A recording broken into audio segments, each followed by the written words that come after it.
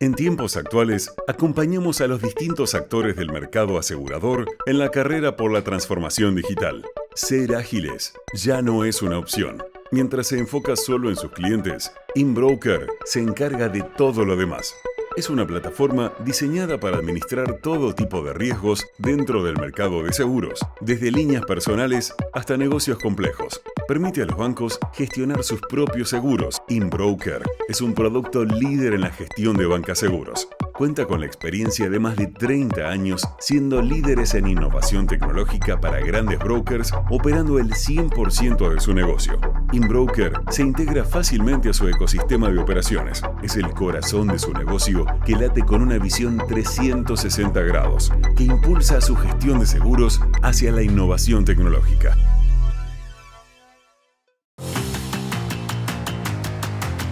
La transformación digital nos inspiró a diseñar un portafolio con soluciones flexibles para nuestros clientes. Creamos un seguro de arrendamiento que se adapta a las facilidades del mundo digital. Diseñamos un seguro de auto que nuestros clientes pueden activar y desactivar cuando realmente lo necesitan. Los acompañamos en esos momentos inesperados por tan solo 123,000 pesos al año. Los protegemos ante posibles fraudes del mundo digital y cuidamos a cada miembro de la familia, incluyendo a los peluditos. Y lo mejor es que ahora nuestro portafolio podrá ser comercializado en Moon Digital, la plataforma que permitirá cotizar y vender todas nuestras soluciones. Somos tu compañía siempre, transformándonos en cada paso. En Global Seguros tenemos soluciones para los que sueñan junto a su familia y saben que futuro es sinónimo de posibilidades. En Global Seguros encuentras la tranquilidad de proteger a los que más quieres. Nos comprometemos por ti, por tu familia, por el futuro. Empresa vigilada por la Superintendencia Financiera de Colombia. En Experian creemos en el poder de la data para crear un mejor mañana. Capacitamos a los consumidores y a nuestros clientes para que administren sus datos con confianza. Ayudamos a las personas a tomar el control de su comportamiento financiero y a acceder a los servicios financieros. Ayudamos a identificar y transformar las oportunidades de nuestros clientes en negocios sostenibles. Potenciamos oportunidades y creamos juntos un mejor mañana.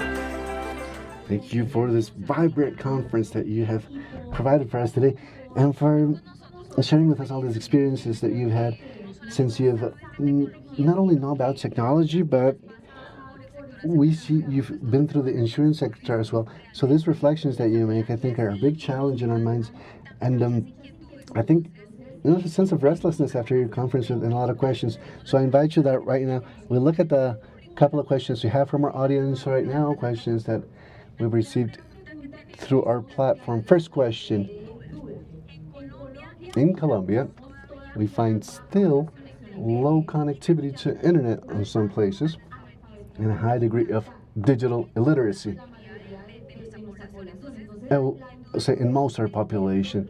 So the question is, from the role that the insurance companies have right now, how is it possible to deal with these challenges?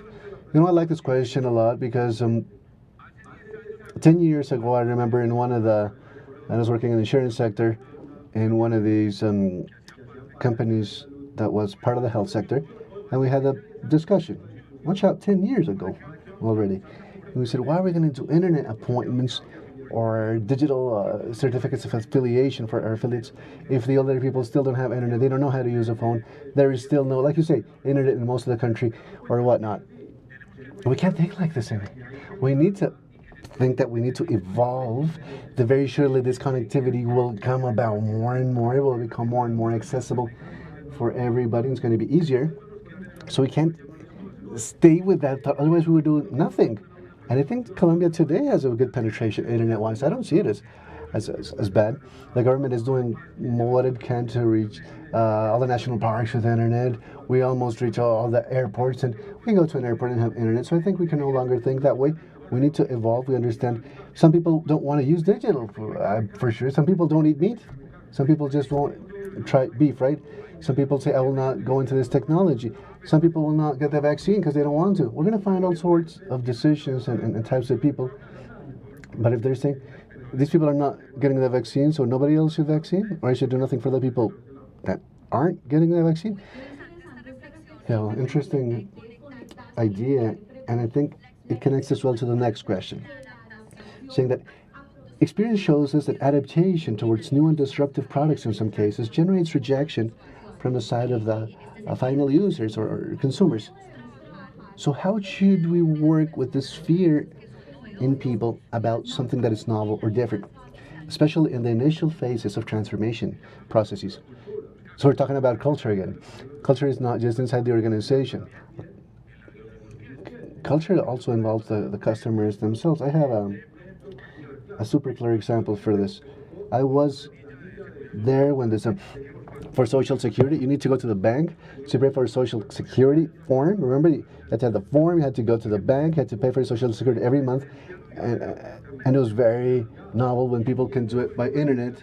And it was mandatory to do it by internet. And this was huge rejection from people. What do you mean I have to go to the internet and I need to get a device to go to internet? Now let's tell those people today doing it that it's no longer through internet and you need to go back to do the line in the bank. So everything is about culture, and culture shifts. People adapt. Something is novel and something innovative is different. Something innovative that generates value you're going to use. Something novel that doesn't generate any use for you, maybe you won't use it. Look at the pandemic. Some people that never bought through the internet thought it wasn't safe, whatever. Now they had to, and many of them are clearly continue and will continue to buy over the internet. Okay, third and final question that we'd like to hear from you is the following. How do insurance companies start to change the traditional insurance models and generate new business models focused on disruptive and technological approaches? And this I want to combine with this other comment or question, which is how to start a digital transformation that is not so expensive and that in the end does not translate into greater cost in all our insurance products. Okay, so that is two separate questions. The first one I think is very well focused on what was it? Oh, how to change the traditional models for insurance. Great. I think here we need to look at our surroundings and what's happening in our environment. I said in my lecture, insurance needs to reinvent itself. It's not about taking away from others anymore. And remove the fear. When someone comes to ask me for advice for this Spanish company, for example, we went with the financial department, with the actuaries, and they said, no, but the model needs to work out. This doesn't make any sense. But when we changed the mindset and the actuaries started working differently, when they started working different, and the financial guys understand working differently, that's why I said it's a joint work, but it can be achieved. And for the second question, I wouldn't say if digital transformation is expensive or not, because that's why we need to understand why we are transforming. It becomes expensive when we have digital transformation tools that are good for nothing. Then it's expensive. But if we had a very good strategy, we're going to generate new value added before our customer. This transformation is going to be huge for us. And let's always look at the return of an investment immediately. Digital transformation will help us ensure the first thing, which is the sustainability of our business model. Great, Gabriel. Thank you so much for being with us today, sir, in this session that is finishing its academic session, and we will continue with other sessions. But I think these conversations with you are always enriching. At this time, we invite you so that we can all evaluate the previous lecture, and for this purpose, you can do it in the small box that will appear on the right bottom side of your screen. Bottom right side of your screen. And also we want to invite you at this time, so that all the journalists that are with us today in coverage of this event, to come together in this conversation with Gabriel Alzate for all of us. Thank you.